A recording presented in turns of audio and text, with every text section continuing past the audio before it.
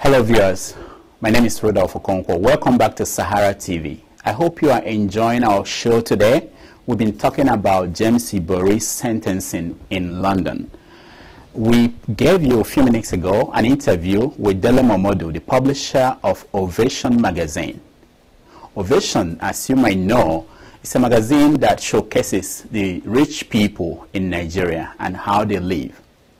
Our next guest is the first man who went to James Ibori's home and got us the same kind of pictures you will have seen in Ovation praising Ibori. He got us the pictures of the cars and the lifestyle of James Ibori from the loot of the people, money that belonged to the people of Delta State.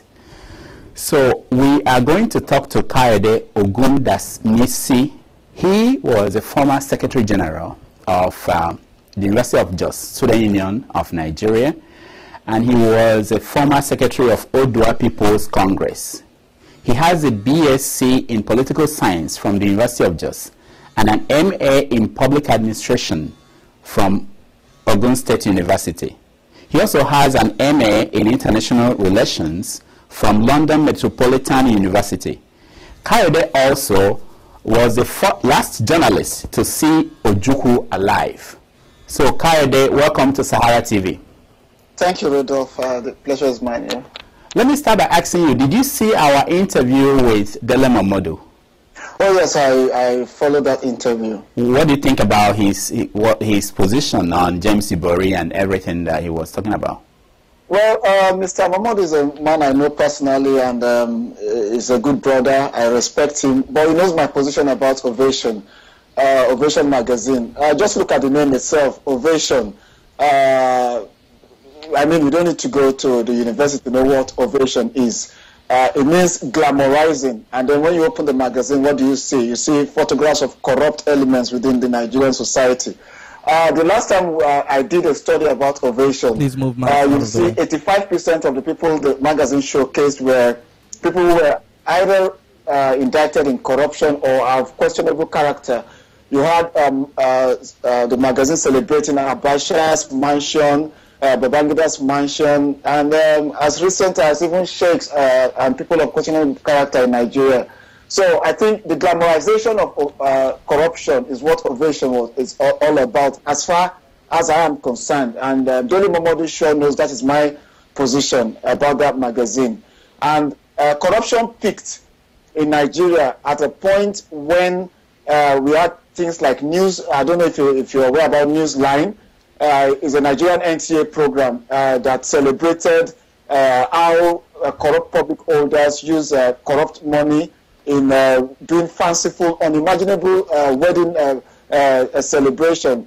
You have a man spending like 2.6 million back then on a 3-year-old's birthday.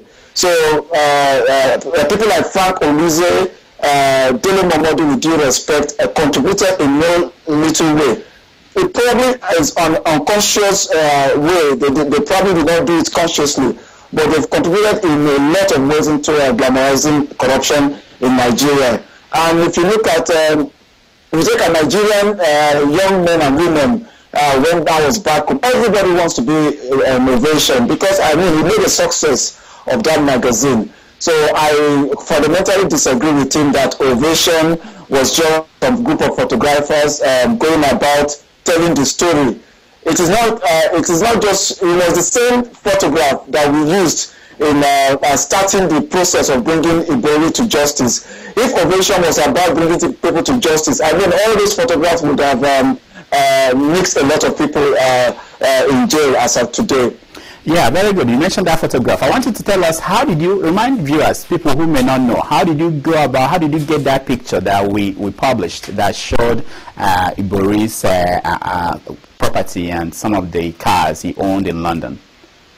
People should know that before 2005, citizen journalism started, more or less blossomed.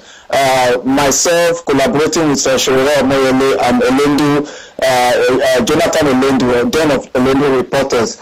I was more or less the point person in Europe, and a contact was made to me that we needed to actually put a face to corruption, because then Nigeria knew public office holders had mansions all over Europe, but they had no picture to tell the story. And then I was informed about Ibori's several properties in the UK. And the one of particular interest is the 3-point-something million mansion in West Overhill. It took a lot of efforts for us to gain access into that property, because it's a gated house in one of the richest parts of London. And disguising as somebody from AA. AA is an emergency service from the UK, like what Nigerians call mechanics, normally. So I had to pretend I was from AA to gain access into Ibori's property. I actually met Teresa then. She looked like a queen coming out of heaven, and she was surprised to see me when I was taking the picture of the Bentley and other exotic cars parked in that property. And as soon as that picture came out, I think Tribune was that first used it after a Elendu report.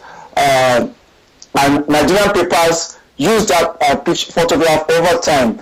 And that was not the only photograph we did. We also did a Benedian's mansion in North London. Bukola Saraki's expensive flat in central London. So there were lots of efforts way back in 2005, and up to today we still do a lot of that thing to actually put a face to the corrupt practices of Nigerian public office holders. And this is just an effort of a lot of citizens, from all over the world. And that is the story of the 2005 photograph that started the process of bringing Ibori to justice. It took a long time, but at least justice is being done. Now, watching what happened this week, how do you feel? How does that make you feel as somebody who participated from the beginning to what led to the downfall of this man? You see that if you look at I don't know if you've seen the photograph of 3 people holding placards on the final day, and it was filled with mixed emotion, because when we started the process, when Ibori was being brought to court, when we were demanding justice, that Ibori must be made to be answerable to this crime, there were lots of Nigerians, who contributed to this. They, especially in the UK, they left their jobs to go to court, because Ibori used state funds to sponsor people from Nigeria. Back then, you have about 30 Nigerians booked in a hotel on Delta State Government Fund to storm the court and support Ibori. They wanted to deceive the British public and make it seem as if it was a political trial. But we mobilized Nigerians under the banner of Nigeria Liberty Forum and other organizations to get Nigerians to court. And continuously we persisted, we kept going, using our own private funds to make sure that the British public will know that Nigerians are not corrupt. Corruption is not in Nigeria. So it was mixed emotion on the last day. There was just 3 of us that were able to make it to court to say thank you to the British judicial system and send the message that Ibori is down, but we are demanding that others would follow. Rudolph, let me quickly add that as of today, we are working hard and we're appealing to the Nigerian government that, I don't know if you know, Joshua Darire is still wanted in the United Kingdom for crimes, for fraudulent crimes. He ran away from the United Kingdom, and today is a senator of the Federal Republic of Nigeria. Alama Siagba, the man who was the former boss to Goodluck Jonathan, ran away from the United Kingdom disguised as a woman. The British authorities found $1 million in his London flat, and today is a fugitive from justice.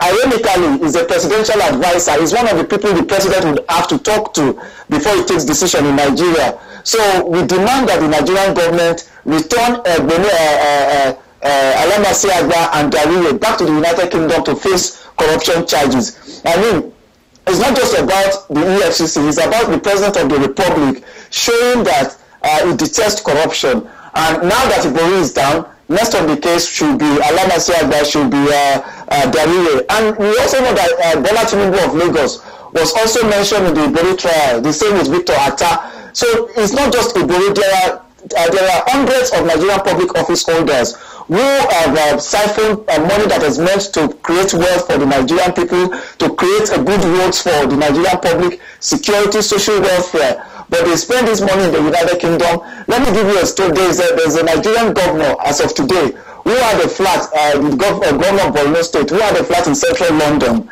and I can say it clearly, locked up for almost 3 years, a 5-bedroom flat. You know, there's nobody living there. They just use this flat. Anytime they come into the UK, they have a weekend. In fact, when I visited that flat, the neighbors called it the Quickie Resort. And it's called Quickie Resort because they only come there maybe 2-3 times in a year.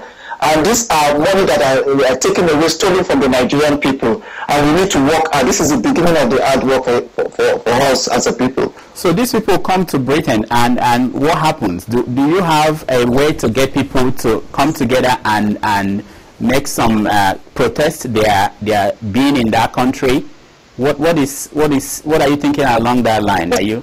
We've done a lot in the past. You recall that when Obasanjo was invited to LSC, it was Nigerians in the UK who went there and said this man is not fit enough to speak for the Nigerian people. When Yar'Adua came here to beg for arms from the British government to attack the Niger Delta, we said no, that's not the priority. We went out on the street. You know, we've had series of protests in the United Kingdom, and the UK diaspora, I must confess, are actually one of the most vibrant Nigerian diasporans ever, because each time we call on them to come out, despite the difficult challenges that we face here in the United Kingdom. Remember, people here have commitments here. There are people who have decided this is their home, and they still love Nigeria. They know that if Nigeria is better, millions of Nigerians who decide to reside outside Nigeria will go back home and contribute to the country.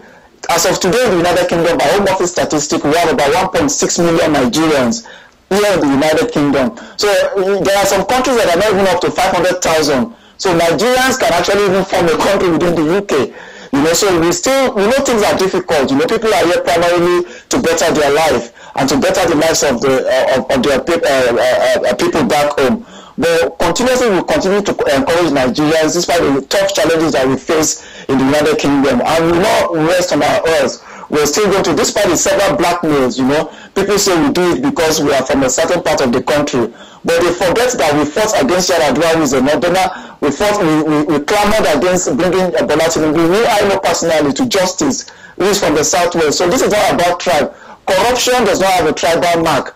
Poverty that affects the life of a Yoruba man affects the life of an Hausa man, an Igbo man, an Ijaw man. I mean, if you go to the Niger Delta today, their lives are not better than when an Ijaw man was not president 2 years ago. That should send a strong signal to Nigerians that corruption is the number one monster confronting Nigeria. Accepted that we have other difficult challenges, but if we don't stop corruption, I mean, we're not going anywhere. Now, I understand that you were at the court during the trial of Ibori. Can you describe the environment, the atmosphere there? You see, it was quite funny because we had, on that day, the day he was sentenced to 13 years in prison, the court was filled actually with Ibori people. There are about 65 people who came from Nigeria, and they confirmed this to me. And they said to me, one of them said to me, Ibori touched our lives. And what it meant by our lives mean that you know, Nigeria is a rental economy. When your brother is a governor, it passes from a man who used to be a student becomes a contractor, supplies a toilet roll that is worth 1 naira and supplies it for 1 million naira. You know. So it was quite interesting that even despite the fact that we had lots of Ibori supporters who flew in from Nigeria, and you need to see how they look like, and you know that these were former public holders. We had 4 former commissioners, you know, but the voice of 3 Nigerians soared over the voice of 60 Nigerians who were supporting corruption, you know, and for the first time, BBC were no longer reporting that Nigerians celebrated corruption. They reported the voice of those 3 to 4 Nigerians who stood on the side of the poor people of the Niger Delta. And we were quite happy. As soon as we heard that it was going down for 13 years, we felt, yes, this is a victory, not for us. This is not about us. visit for that poor child in the Niger Delta who cannot drink potable water because Ibori and others are taking away their right to drink water. It's victory for the poor Niger Delta and poor Delta sons and daughters who cannot go to good schools because people like Ibori and his colleagues have taken away their rights to good schools. For the poor people who get kidnapped every day as a result of the activities of terrorists in the Niger Delta. So my first initial thing was that at last, justice for the Nigerian people, justice for Niger Delta. And we stood there, not as a voice for ourselves, but a voice for the voiceless. I mean, those poor people don't have money to actually even go online to see that Ibori has been brought to justice. But our duty was to speak for them and make sure they had a voice in the court. And we spoke very loud, very clear, and we sent a message to the British authorities that Nigerians are not corrupt. Corruption is not in the gene of Nigerians. Though we are a good country, but we are confronted with bad leadership, and that as from that day, the British will continue to hear from the good Nigerians who reside in the United Kingdom. I understand that you didn't have the chance to see Ibori before he headed to jail. Do you have any plan to go and visit him there? Actually, even I definitely would seek to speak to Ibori, because it is important that we know that he's first and foremost a human being. We really need to look behind this man and see what makes him think that he could get away with the crime he has committed, and also to ask him what gave him the impetus to think he can deceive the world. You remember, this is not just a man who was just found guilty yesterday. He is a 3 times convict, you know, a common thief, petty criminal, supermarket thief in the United Kingdom, who went on to become the governor of one of the richest states in Nigeria. And if he had not been taken, this man would have today become the president of Nigeria. Remember, he almost singularly sponsored the election of Yar'Adua and Jonathan, and on the understanding that after they finish their term, it will be his turn to become the president of Nigeria. So it speaks so much about our country that a common petty thief in the United Kingdom, a convicted felon, a criminal from who stole petty things in a supermarket, could end up being potentially the president of our country. And that is not just it. There are lots of them in Nigeria now who are governors, who have criminal past, you know, in the diaspora. And these are not difficult things to find out. You know, Sahara Reporters did a publication about Ibori several years, even when he was going for the second time. Sahara Reporters listed his conviction. But what did you get in Nigeria? You know, he didn't even go to trial. Today you have commissioners in Nigeria who are from the diaspora, who had, at some point in time, had criminal convictions in the United Kingdom. When you pass information to the information to Nigerian authorities, it's like, well, it's nothing new, you know. And that's why we need to actually get energized and know that we need to save Nigeria from the Herculean challenge of corruption that is confronting our country. Now, I know that you are, I think, a founder of a foundation, or is it Liberty Foundation, Nigeria Liberty Forum? Yeah. Okay, what is it about, and how do people become part of it? Yeah. Nigeria Liberty Forum is an idea. You know, we are very unconventional. It's not the Parapo kind of organization where you meet every day. It's an idea where, when there are Nigerian challenges, there are issues facing Nigeria, Nigerians of like minds will come together under that banner to champion the cause of Nigeria. We take advantage of the technology we enjoy in the diaspora by linking up with Nigerians and say, okay, we choose the ways we want to confront those challenges. So the Nigerian Liberty Forum is not about one person or a group of people. It's an idea that at every point in time, when we see it necessary to bring it out to challenge the Nigerian or negative things about Nigeria, we bring it on. And we're still very much on. We are reorganizing, and we hope to definitely come out in a much more stronger form than we used to be. Okay, one last question. So, Kayode, what are you doing next? What are you working on? Is there anything interesting you're working on that we should look forward to? Well, you know, I started this journey at the age of 14. I'm 40. I'm going to be 43 very soon. Our mates, I used to tell even Shore the other day, I said our contemporaries who were into activism in other parts of the world had gone on to retire, better their lives because their country had moved forward.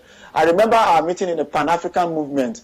Our contemporaries from Ghana are today enjoying the benefits of a democratic process. So they can rest and look back and say, yes, we've done our job. Our contemporaries in Malawi and other parts in South Africa, we actually had contemporaries who came from South Africa to study in Nigeria. Some of them had gone on to become heads of institutions and enjoying benefits of democracy. It's a shame that at the age of 43, we are still involved in that process. But we're glad that there are new generations of Nigerians coming up in the social media. So my intention is to share my experience with them, encourage them, because at the end of the day, it is now their battle. We have to pass on the baton to them. I'm not saying I'm going to retire, but now it's more important to sit in the background, encourage others to share our experience and take advantage of what we've gone through.